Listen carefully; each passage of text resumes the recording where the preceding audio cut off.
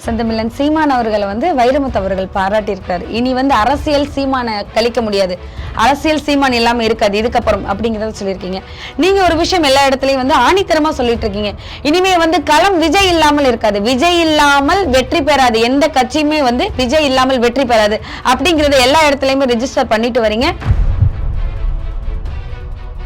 10% வாங்கினாலும் சீமான் அவர்கள் 15% வாங்கினாலும் இன்னொரு கட்சி தேவை. 30% வாக்குகளை கடந்து போனா இன்னொரு ஒரு 15% வச்சிருக்கிற கட்சி தேவை. அப்போ விஜய் அவருடைய அரசியல் பார்த்தீங்கன்னா நகர் சீமானை நோக்கி இருக்கிறதா நான் உணர்றேன், இன்னும் பலரும் உணர்றாங்க. சீமானன் அவர்களும் விஜய் அவர்களை ரகசிய சந்திப்பெல்லாம் நடத்திக்கிட்டுறாங்க. இதுக்கப்புறமும் சந்திக்க போறாங்க. மாநாட்டுக்கு கண்டிப்பா இல்ல, நான் ரகசிய சந்திப்புன்றதை நான் மறுக்கிறேன். முதல்ல இது என்ன, இவர் பாகிஸ்தான் தீவிரவாதி, அவர் ஆப்கானிஸ்தான் தீவிரவாதியா? எதுக்கு ரகசிய சந்திப்புன்னு கேட்டேன். சந்திக்கிறது இயல்பு. அவர் ஒரு இயக்குனர், இவர் ஒரு நடிகர், படம் டிஸ்கஸ் கூட சந்திச்சு, இது எதுக்கு ரகசிய சந்திப்புன்னு கேட்டேன். சீக்ரெட் பார்ட்னர், ரகசிய சந்திப்பு எதுக்குன்னு கேட்கிறேன் நான். எதுக்கு சீமான் அவர் தனிச்சு வந்துருவாரு சொல்லியே அவர் தனியாகவே வைக்கணும்னு நினைக்கிறாங்க. சீமான் தலைமையில் கூட்டணி வரணும்னு பேசுங்க, சீமான் தலைமையில் கூட்டணி சேரணும்னு சொல்லி பேசுங்க. சீமான் இல்லாம அரசியல் இல்லைன்றது உண்மை.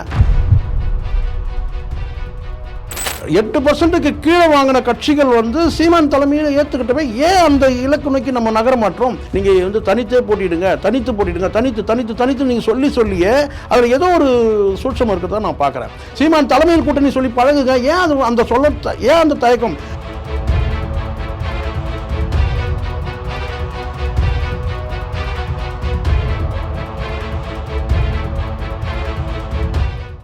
வணக்கம் சார். வணக்கம். செந்தமிழன் சீமான் அவர்களை வைரமுத்து அவர்கள் பாராட்டியிருக்காரு. இனி அரசியல் சீமானை கழிக்க முடியாது, அரசியல் சீமான் இல்லாம இருக்காது இதுக்கப்புறம் அப்படிங்கறத சொல்லியிருக்கீங்க. நீங்க ஒரு விஷயம் எல்லா இடத்துலயும் ஆணித்தரமா சொல்லிட்டு இருக்கீங்க. இனிமே களம் விஜய் இல்லாமல் இருக்காது, விஜய் இல்லாமல் வெற்றி பெறாது, எந்த கட்சியுமே விஜய் இல்லாமல் வெற்றி பெறாது அப்படிங்கறத எல்லா இடத்துலயுமே ரெஜிஸ்டர் பண்ணிட்டு வரீங்க. கண்டிப்பா சீமான் அவர்களும் விஜய் அவர்களும் ஒன்று சேர்வார்கள், இதை யாராலும் மாற்ற முடியாது அப்படிங்கறதையும் சொல்றீங்க. வேற ஏதாவது அப்டேட் இருக்கா சார்? என்னுடைய பார்வையில் நான் சொல்கிறேம்மா. ஏன்னா இங்கே சில பேர் சொல்கிறாங்க, எனக்கு சீமான் 8% வாக்குகள் வாங்கிட்டாரு, அப்படியே ஜம்ப் பண்ணிடுவாருன்னாங்க. முதல்ல சொல்லக்கூடிய வார்த்தைகள் நம்ம பார்த்தோம். கடந்த காலத்தில் யாரையும் ஏமாற்றிடக்கூடாதுன்றதில் நான் தெளிவாக இருக்கிறேன். அதுவும் அரசியல், இது முழுக்க அரசியல். இங்கே ரத்தமும் வேர்வையும் சிந்தி தான் ஒரு கட்சி இந்த அளவுக்கு வளர்ந்துட்டு வருது. நான் சொல்கிறது நாம் தமிழர் சொல்கிறேன். அப்படி இருக்கும்போது கேட்டால் ஏற்கனவே கடந்த 2019 தேர்தலை ஒப்பிட்டு இந்த தேர்தலை ஒப்பிட்டு அப்படியே ஜம்ப் ஆயிடுச்சுனாங்க. ஆனால் முதல்ல சொல்கிறது என்னன்னு கேட்டிங்கன்னா 2019 4%, அதுக்கு பிறகு பார்த்தீங்கன்னா 7% குறைவாக கொஞ்சம் 7% வாங்கியிருக்கிறாங்க 2021. அப்போ 2021 தேர்தலை கணக்கிட்டோம்னா நம்ம பார்த்தோம்னா ஒரு கூடுதலாக ஒரு 1%க்கு மேலே வாக்கு வாங்கியிருக்கிறாங்க அப்படின்னு. அப்போ இதை ஜம்ப்புன்னு நம்ம எடுக்க முடியாது, படிப்படியாக தான் சொல்ல முடியும். ஜம்ப்புன்றது கேட்டால் ஒரு இடத்துல அப்படியே இருக்கிறது. முதல்ல கேட்டால் 2019 ஜம்ப்புன்னு சொல்லலாம். ஆனால் முதல்ல சொன்னவங்க அரசியல் நிபுணர்கள், கருத்தாய்வாளர்கள், இவங்கெல்லாம் என்ன சொன்னாங்க, கணிப்பாளர்கள்லாம் என்ன சொன்னாங்கன்னா ஜம்ப்புன்னு சொன்னாங்க. இது ஜம்ப் கிடையாது, ஆனால் படிப்படியாக முன்னேறி வந்துட்டு இருக்கு. அப்போ இந்த 2019 நீங்கள் கணக்கு எடுத்தீங்கன்னா 2021 தேர்தலையும் நீங்கள் கணக்கில் எடுத்தீங்கன்னா அப்போ இங்கே பெரிய ஒரு இடைவெளி இருக்குது. ஏன்னா 4% 7% ஆகுது. ஆனால் 7% குறைஞ்சது 10% வந்திருக்கணும். ஆனால் பார்த்தீங்கன்னா 8 தான் இருக்கு. சரி, இதுக்கு அந்த சின்னமும் ஒரு காரணம் தான். கண்டிப்பாக சின்னம் நிறைய காரணங்கள் இருக்குது. சின்னம் ஒரு காரணம். சீமான் அவர்கள் பர்சனலாக அவர் பார்த்தீங்கன்னா மன உளைச்சலுக்கு ரொம்ப டேமேஜ் பண்ணாங்க. என்ஐஏ விசாரணை அதிக ஊழியர், அதாவது தொண்டர்கள் மிரட்டப்பட்டாங்க. ஸோ இப்படி உங்களுக்கு நிறைய பின்னடைவுகள் இருக்குது. அதுக்கப்புறம் இஸ்லாமியர் சிறுபான்மையினருடைய இவர் சாத்தான் பிள்ளைகள் சொன்னாங்க சொல்லிட்டு அப்படி பேசினாங்க. இப்படி பல நெருக்கடிகள் வந்தது. சும்மா இருக்கிற அந்த லெட்டர் பேட் கட்சிகள் வச்சிருக்கிற அந்த லட்சுமிகள் மூலமாக இடைஞ்சல்கள் கொடுத்தாங்க. இப்படி பல நெருக்கடிகள் சீமானுக்கு கொடுக்கப்பட்டது உண்மை. அதனால கூட இந்த வாக்கு சதவீதம் உயராமல் தடுக்கப்பட்டதுன்னு சொல்லலாம். சரிங்களா? ஆனால் முன்னேறி இருக்கு. சரி, இப்ப கூட ஒருத்தவங்க சொல்லியிருக்காங்க சீமான் கொடியில் இருக்கிறது புலி கிடையாது. அதெல்லாம் காமெடியா நம்ம சிரிச்சுட்டு போயிடணும். சீமான் சொல்ற மாதிரி இதெல்லாம் சிரிச்சுட்டு கடந்து போயிடணும். சரிங்களா? இங்க அந்த அளவுக்கு புலிக்கும் பூனைக்கும் வித்தியாசம் தெரியாம நாங்க இருக்கிறோம், அதெல்லாம் வேற. சரிங்களா? இது காமெடியா சிரிச்சுட்டு நம்ம கடந்து போயிடுவோம். அப்போ நம்ம இங்க பர்சன்டேஜ் பாத்தீங்கன்னா குறைஞ்சபட்சம் இந்த தேர்தலில் ஒரு 10% வந்திருக்கணும். சரிங்களா? ஆனால் 8ல் நிக்குது. ஆனால் முன்னேறி இருக்கும். இப்போ அடுத்த தேர்தலில் இதே காட்டிலும் வந்து முன்னேறி போகும்போது பார்த்தீங்கன்னா நான் வந்து பார்த்தீங்கன்னா இப்போ படிப்படியான்னு சொல்ல பார்த்தீங்கன்னா எப்போ நம்ம ஆட்சி அதிகாரத்தில் போய் உட்காருது. அப்போ இந்த இடத்துல வந்து 10% வாங்கினாலும் சீமான் அவர்கள் 15% வாங்கினாலும் இன்னொரு கட்சி தேவை. ஆட்சியில் வந்து அமரணும்னு சொன்னால் இன்னொரு கட்சி தேவை. 30% வாக்குகளை கடந்து போனோம்னா இன்னொரு ஒரு 15% வச்சிருக்கிற கட்சி தேவை. அப்போது விஜய் அவருடைய அரசியல் வந்து பார்த்தீங்கன்னா நகர் வந்து ஒரு சீமானை நோக்கி இருக்கிறதா நான் உணர்றேன், இன்னும் பலரும் உணர்றாங்க. சரிங்களா?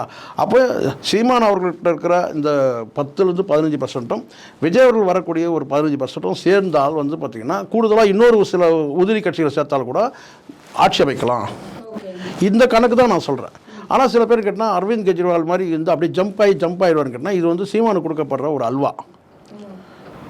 ஏமாத்துறாங்கன்னு சொல்றீங்களா சார்? அவரை நம்ப வைக்கிறாங்கன்னு சொல்றீங்களா? அவருக்கு தெரியும் சீமான் அவர்களுக்கு அவருடைய பலம் என்னன்றது தெரியும், அவருடைய பலவீனம் என்னன்றது தெரியும். அதுதான் ஒரு தலைவனுக்கு அழகு. ஒரு தலைவனுக்கு வந்து சிறந்த பண்பேன்னு கேட்டால் தன் பலம் எவ்வளோன்றது தெரியும், பலவீனம் மற்றவங்க சொல்லி ஏமாத்திட முடியாது. இப்படியே நீங்கள் சொன்னீங்கன்னா அவருடைய ஆயுட்காலம் இப்போ 60 வயசு ஆகுது. நீங்கள் இன்னும் படிப்படியாக ஜம்ப் ஆகணும்னு நீங்கள் சொல்கிறீங்க. என்ன தான் பண்ணாலும் இந்த வாக்குகளையே வந்து சில சொல்கிறது என்னன்னு கேட்டிங்கன்னா வந்து தாவேக்கால வந்து விஜய் அவர்கள் வந்து அந்த மைக் சின்னத்தை காட்டினதுனால தான் இந்த இது இல்லைன்னா இதை விட குறைந்திருக்குன்னு சில பேர் சொல்கிறாங்க. சரி, நீங்கள் சொல்கிறீங்க, ஓகே சார். இன்னும் விஜய் அவர்கள் அவர் வாயால் சொல்லலை, புஷி ஆனந்த் அவர்கள் சொல்லலையே. நான் சொல்கிறேன்னு கேட்டிங்கன்னா இந்த இடத்துல வந்து கேட்டிங்கன்னா நம்ம வந்து அதை வந்து நம்ம பேசவும் வேண்டாம், புரிந்தலும் வேண்டாம். சில பேர் சொல்கிறாங்க இல்லையா, இப்போ வந்து அறிவுபூர்வமாக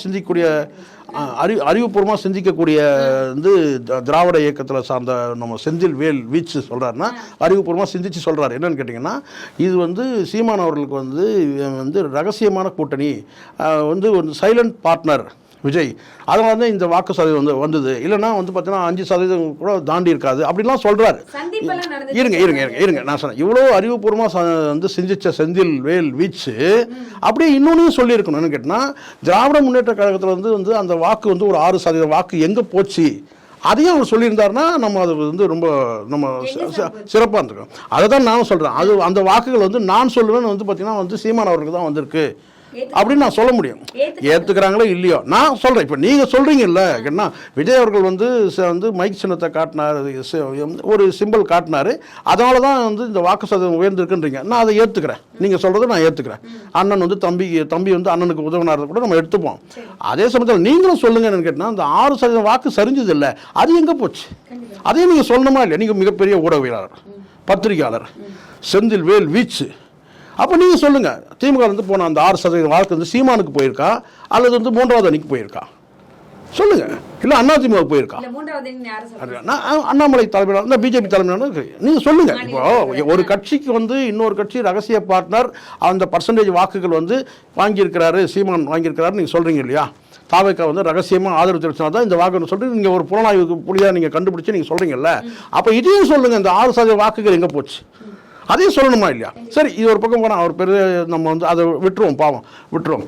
அவர் வந்து இனிமேல் தான் அவர், ஏன்னா அவர் எப்பவுமே வந்து பார்த்தீங்கன்னா வந்து அவருக்கு வந்து ஒரு ஒன் சைடு பார்வை தான். ஏன்னா வந்து கடந்த காலத்தில் வந்து பார்த்திங்கன்னா வந்து சீமான் அவர்கள் பேசின ரஜினிகாந்தையும் கமல்ஹாசனையும் வந்து அடிக்கிற அடியில் வந்து அடுத்து எந்த நடிகரும் அரசியலுக்கு வரக்கூடாதுன்னு சொன்னார்னு சொல்லி ரொம்ப ஞாபகப்படுத்தி சொன்னார். இப்போ விஜய் அவர்கள் அரசியல் வந்துருக்காரு கேட்டார். அப்போ வந்து நான் அதை போய் நானும் வந்து அவர்கிட்ட சில கேள்விகள் எழுப்பினேன். இவ்வளோலாம் நீங்கள் ஞாபகம் வச்சிருக்கிறேன்னு கேட்டிங்கன்னா இந்த சைடில் நீங்கள் வந்து மு.க. ஸ்டாலின் அவர்கள் என்ன சொன்னார், முதலமைச்சர் என்ன சொன்னார்? என் குடும்பத்தில் வந்து உதயநிதி அவர்கள் வந்து அரசியலுக்கு வரமாட்டேன், யாருமே வரமாட்டாங்க, எந்த காலத்தையும் வரமாட்டாங்கன்னு சொன்னாங்க அரசியலுக்கு. அதையும் நீங்கள் ஞாபகப்படுத்திங்கன்னு நான் சொன்னேன். சரிங்களா? அப்போ இப்போ நான் சொல்றேன்னு கேட்டா சார், இது எல்லாருமே சொல்றது தானே சார், இது சாதாரணமா எல்லாரும் சொல்றதுதாமா. ஆனா நீங்க ஒரு சைடு மட்டும் ஞாபகம் வச்சுக்கிறீங்களே. சீமான் அவர்கள் சொன்னது ஞாபகம் இருக்கு செந்தில் வேல் வீச்சுக்கு, ஆனா மு.க. ஸ்டாலின் அவர் சொன்னது ஞாபகம் இல்லை. இந்த சைடில் வந்து கேட்குறீங்கன்னு கேட்டால் வந்து சீமான் அவர்கள் வாங்கின வாக்கு வந்து விஜய் அவர்கள் வந்து மைக் சின்னத்தை ஆதரிச்சு சைலண்ட் பார்ட்னர், அதனால தான் அவர் ஆதரிச்சுதாரு, அதனால தான் அந்த வாக்கு சொன்னீங்களே. அப்போ இந்த 6% வாக்கு எங்கே போச்சுன்றது அதையும் கண்டுபிடிச்சு சொல்லுங்க. நான் கேட்கறதுக்கு சரியாக தானே பேசிட்டு இருக்கிறேன். அப்போது இது இப்போ புரியுதுங்களா? இங்கே வந்து ஒரு பார்வை உள்ள ஒரு பத்திரிகையாளர் வந்து செந்தில் வேல் வீச்சுன்றது கிளியர் ஆகுது.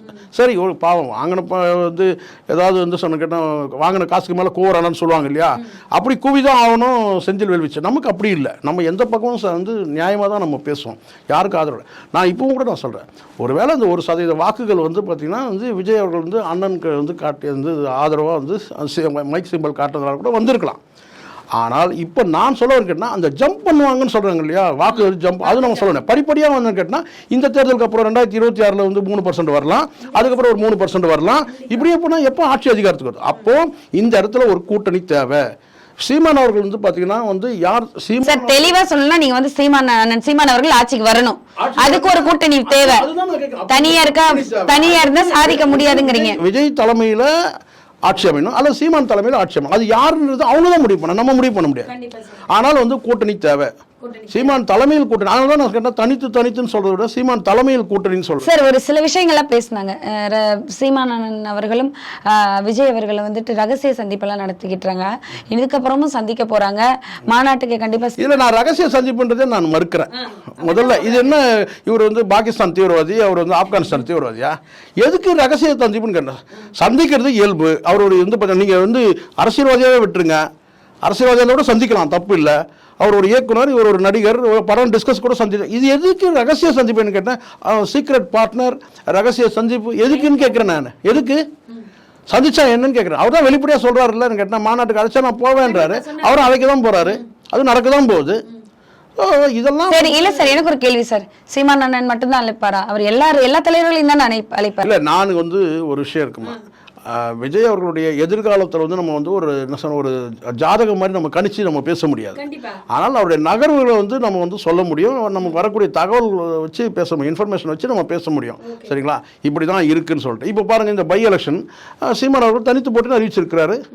விஜய் அவர்கள் வந்து இன்னும் வந்து அறிவிக்கல என்ன செய்ய போகிறாங்கன்றது நமக்கு இது வரைக்கும் தெரியாது, இனிமேல் தெரிய வரலாம். சரிங்களா? ஆனால் ஒரு விஷயம் நான் மீண்டும் நான் சொல்லுவேன், நாம் தமிழருக்கு வந்து குறிப்பிட்டு நான் இந்த காணொலியில் நான் சொல்லக்கூடிய என்னன்னு கேட்டிங்கன்னா, நீங்கள் மீண்டும் தனித்து போட்டின்னு சொல்கிறது வந்து பார்த்தீங்கன்னா, எங்கேயோ ஒரு இடத்துல யாருக்கோ வந்து பார்த்தீங்கன்னா நம்ம வந்து தெரிஞ்சோ தெரியாமையோ மறைமுகமாக உதவி செய்கிற மாதிரி இருக்குது. இதுலேயும் கூட கேட்டிங்கன்னா வந்து சீமான் தலைமையிலான வந்து ஒரு கூட்டணி வந்து இருக்கணும், அது எந்த கட்சியினா இருக்கட்டும், சீமான் தலைமையை ஏற்றுக்கிற வந்து ஒரு கூட்டணி வந்து இருக்கணும். இது பை எலெக்ஷனாக கூட இருக்கட்டும். நீங்க என்ன சொல்றீங்கன்னா, சீமான் அவர்களுக்கு சப்போர்ட் பண்ற மாதிரி அவர் அப்போஸ் பண்றாங்க, அவர் டவுன் பண்றாங்க, அவர் ஊக்கப்படுத்துற மாதிரி கேட்டா சீமான் அவர் தனிச்சு வந்துருவாரு சொல்லியே அவர் தனியாவே வைக்கணும்னு நினைக்கிறாங்க. சீமான் தலைமையில் கூட்டணி வரணும்னு பேசுங்க, சீமான் தலைமையில் கூட்டணி சேரணும்னு சொல்லி பேசுங்க. சீமான் இல்லாம அரசியல் இல்லைன்றது உண்மை, விஜய் இல்லாம அரசியல் இல்லை. தனிச்சு நிக்கிறதுங்கிற ஒரு பவர் தானே சார்? அதுதான் இல்லம்மா, அது ஒரு காலகட்டத்துக்கு இப்போ 1% கூடி இருக்குன்னு நீங்க சொல்றீங்க. சொல்றது அது இல்லை. இப்போ எல்லாத்துக்கும் ஒரு இலக்கு வேணுமா இல்லையா? இப்போ நம்ம வந்து இலக்கே இல்லாமல் பார்த்தீங்கன்னா இந்த தேர்தலில் 2% வந்துட்டேன், அடுத்த தேர்தலில் 1% வந்துட்டேன், இப்படியே நம்ம சொல்லிட்டு இருந்தோம்னா நம்ம காலம் முடிஞ்சிடும், வயசு முடிஞ்சிடும். அப்போ இது வந்து பார்த்தீங்கன்னா தனித்து நிற்கிறது வேற யாருக்கும் சாதகமாகுதுன்னு நான் சொல்ல வரேன் நான். அப்போ நீங்கள் ஒரு அணி கட்டமைக்கணுமா இல்லையா?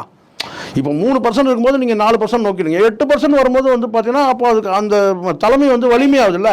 அப்போ வலிமையாகும் போது அந்த தலைமையில் வந்து கூட்டணி அமையட்டவேன்னு கேட்குறேன் நான். இப்போ நான் கேட்குறேன், ரொம்ப எளிமையாக சொல்கிறேன், நீங்கள் இப்படி புரிஞ்சுங்க. நீங்கள் இப்போது தமிழக வாழ்வுரிமை கட்சி இருக்குது, அவர் சீமான் வந்து ஆதரித்து ஒரு அறிக்கை விட்டுருக்காரு, அவர் இந்த கூட்டணியில் வரட்டும், சீமான் தலைமையில் வந்து பார்த்தீங்கன்னா வந்து ஆதரிக்கிற சீமான் வந்து தலைமையில் ஒரு கூட்டணி அமையட்டும், அந்த கூட்டணியில் ஒரு கட்சியாக இருக்கட்டும், இல்லை வேற எந்த கட்சி வேணாலும் இருக்கட்டுமே. தேர்தல் களம் காணாத கட்சிகள் இன்னும் எத்தனையோ கட்சிகள் இருக்கு. நான் கேட்குறேன், பிஜேபியில் ஒரு 6 கட்சி கூட்டணி இருக்கு, 6மே டம்மி பீஸ் தான். பாட்டாளி கட்சி தவிர்த்துட்டு மீதி எல்லாம் ஒரு 5 கட்சி இருக்கு. புதிய நீதி கட்சி, பாரிவேந்தர், ஜான் பாண்டியன், இன்னும் எத்தனை கட்சி இருக்கு தெரியுங்களா? அங்கே வந்து பார்த்தீங்கன்னா அப்போ நான் கேட்குறேன், பிஜேபி இந்த டம்மி தான், பிஜேபி டம்மி கட்சி தான். சரிங்களா? அப்போ நான் இன்னும் 4 தடவை சொன்னால் சந்தோஷமா இருக்கு. சரிங்களா? ஆமாம், சரி. அதனால அப்போ நான் என்ன கேட்குறேன்னா, 8%க்கு கீழே வாங்கின கட்சிகள் வந்து சீமான் தலைமையில் ஏற்றுக்கிட்டவே ஏன் அந்த இலக்கு நோக்கி நம்ம நகர மாற்றோம்? யாரோ ஒருத்தர் வந்து பார்த்தீங்கன்னா மீண்டும் நீங்கள் அரவிந்த் கெஜ்ரிவால் மாதிரி ஆயிடுவீங்க, நீங்கள் வந்து தனித்து போட்டிடுங்க, தனித்து நீங்கள் சொல்லியே அதில் ஏதோ ஒரு சூட்சம் இருக்கிறதா நான் பார்க்குறேன். சீமான் தலைமையில் கூட்டணி சொல்லி பழகுங்க, ஏன் அது ஏன் அந்த தயக்கம்? அது என்ன ஒரு தாழ்வு மனப்பான்மைன்னு கேட்குறேன் நான். இது அப்படிதான் நான் பார்க்குறேன். இது தாழ்வு மனப்பான்மையா, இன்ஃபீரியாரிட்டி காம்ப்ளெக்ஸ் சொல்லுவாங்கல்ல, அந்த மாதிரி தானே இருக்குது. சீமான் தலைமையில் கூட்டணி சொல்லுங்க, இப்போ கூட தனித்து போட்டின்னு சொல்லிட்டாங்க. சீமான் தலைமையில் நாம் தமிழர் கூட்டணி போட்டிடுதுன்னு சொல்லுங்க, ஏன் தடுக்குதுன்னு கேட்கிறேன் நான். அது எனக்கு பதில் சொல்லுங்க. முதல்ல கூட்டணின்ற நாம் தமிழர், இப்போ திமுக கூட்டணி பாருங்க, திமுக கூட்டணியில் தான் போட்டிடுது பை எலெக்ஷன்ல, அதிமுக கூட்டணியில் தான் போட்டிடுது. பிஜேபி நான் கேட்கறவங்க கேட்டா வந்து 3வது அணியும் இந்த பாஜக தலைமையிலான கூட்டணி தான் சொல்ல போறாங்க. பாமக போட்டிட்டாலும் அதான் சொல்ல போறாங்க. அப்போ நாம் தமிழர் கூட்டணி போட்டிட்டு தான் சொல்லுங்க. இப்போ இவர் வேல்முருகன் இருக்கிறாரு, அவர் வந்து வன்னியர் சமூகத்தை சார்ந்தவர் தான், சீமானா ஆதரிச்சும் பேசியிருக்காரு. கூட்டணி வரட்டும், அழைப்பு கொடுங்க, நாம் தமிழர் அழைப்பு கொடுக்கட்டுமே. எங்கள் தலைமையில் கூட்டணி சொல்லி ஏன் அது வந்து நம்ம வந்து அதை செய்யலைன்னு கேட்குறேன். எனக்கு புரியல. எனக்கு இந்த நீங்க கேட்ட அந்த கேள்வியை நான் கேட்டு கண்டிப்பா உங்களுக்கு பதில் வாங்கி கண்டிப்பா சார் பதில் வரும். கண்டிப்பா பதில் தனித்து போட்டின்றது இது யாருக்கோ சௌகரியமா இருக்கு. அதனால சில பேர் என்ன கேட்டா சீமான் அவர்கள் தனித்து போட்டோம், தனித்துவமானவர், இப்படி சொல்லி எனக்கு நான் சொன்ன தனித்து போட்டி. நான் சொன்னேன் தனி கூட்டணி சொல்லுங்க. நாம் தமிழர்களோடு வந்து ஒரு கூட்டணி இருக்கு. நாம் தமிழ் சீமான் தலைமையில் கூட்டணி இருக்கு. அதை சொல்லி பழகாம ஏன் வந்து இதை அவாய்ட் பண்றீங்கன்னு நான் கேட்குறேன். நம்ம எந்த கட்சி நமக்கு வந்து கொள்கையில் வந்து பார்த்தீங்கன்னா ஒத்து போகுதோ அந்த கட்சியோட கூட நம்ம வச்சுக்கலாம். ஆனால் ஏன் வந்து தனித்துன்ற அந்த சொல்லி தனித்து போட்டின்னு சொல்லியே ஏன் வந்து நம்ம சிறுமைப்படுத்திக்கணும்? இது ஒரு கேள்விக்குறியாவே இருக்கு. இது பலரும் என்ன நினைக்கிறேன்னா இது வந்து ஒரு சௌகரியமா இருக்கு. சீமான் தலைமையில் கூட்டணி அமையாமல் இருக்கிறது நமக்கு நல்லது. ஒரு 4 கட்சி கூட்டணி சேர்ந்துடுச்சுன்னா நமக்கு சிக்கலாயிரும். இப்போ ஜான் பாண்டியன் சொல்றாரு, தம்பி நீ ஜெயிச்சிட்டாருன்னு சொல்றாரு. எல்லாருமே சீமானை பாராட்டுறாங்க. நான் கேட்டால் இந்த கூட்டணி கதவு இப்போ அவர் சொல்கிறார்ல, அமித்ஷா சொன்னார் இல்லையா, அதிமுக கதவுகள் திறந்துருக்கு, ஜன்னல் திறந்துருக்குனாரு. அப்புறம் கதவுகள் திறந்துருக்கு, அப்புறம் வந்து கதவு ஜன்னல் ரெண்டுமே இடிச்சு எடுத்துட்டோன்னாரு, அப்புறம் வீட்டையே இடிச்சு எடுத்துட்டோம். அப்படிதான் சொன்னாங்களா? அந்த மாதிரி வார்த்தைகள் சொல்லாமே வந்து பார்த்தா இதயம் திறந்துருக்கு.